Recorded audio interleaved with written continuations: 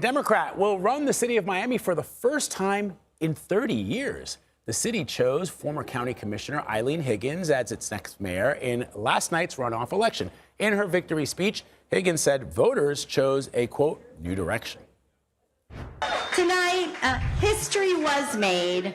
You chose competence over chaos, results over excuses, and a city government that finally works for you.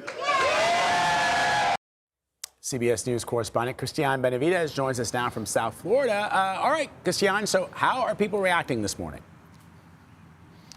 Well, Vlad, look, to be clear, this was a blowout victory by the Democrats. Nearly 20-point victory by Eileen Higgins, now the mayor-elect for the city of Miami, the first Democrat in 3 decades. To give you a sense of how the reactions are coming in, we're seeing reactions from the National Democratic Party. In fact, Hakeem Jeffries, House Minority Leader, has said that they are now looking to target 3 South Florida Republicans in Congress based on the results from these elections. Now, Florida Republicans are trying to downplay these results. They point to this being an off-year election. It's not a midterm. It is not during a presidential race. So what they point to is some of the gains that they've had in the past few years. I mean, Miami-Dade County, which for 20 years was a Democratic stronghold,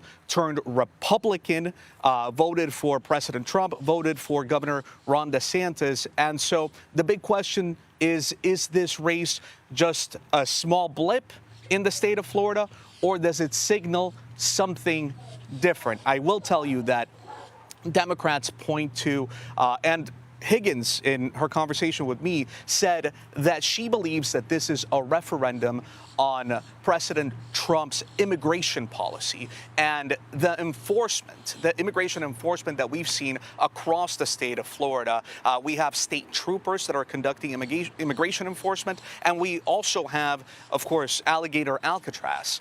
And they believe that that is what may be costing the GOP some Latino voters. Miami is a big, diverse city. 57% of the people who live in Miami are foreign born, and about half of them are naturalized U.S. citizens. And so Democrats here in Florida believe that that played a big role in this election. And so, as you know, Cristian, this is another city where a Trump-backed candidate lost to a Democrat. We saw what happened during those special elections a few weeks ago. So what are the implications of that? I mean, where is she, for example, on the political spectrum compared to someone like the mayor-elect in New York City, Zohran Mamdani, who beat Andrew Cuomo, the sort of establishment candidate here in New York City for the mayoral race? Sure, and to be clear, Eileen Higgins would take a big issue with being described as a Democratic socialist down in here in South Florida, while nationally Hispanics tend to trend Democratic. In South Florida, Republicans have found a stronghold among Cuban Americans, among Nicaraguan Americans, and among Venezuelan Americans. And in fact, Higgins would point out that while she was in the county commission, she represented a certain segment of the, part of her district included a Republican stronghold, Little Havana. So she would have an issue with that. But again, we're seeing another Trump-backed candidate that has lost during these off-year elections.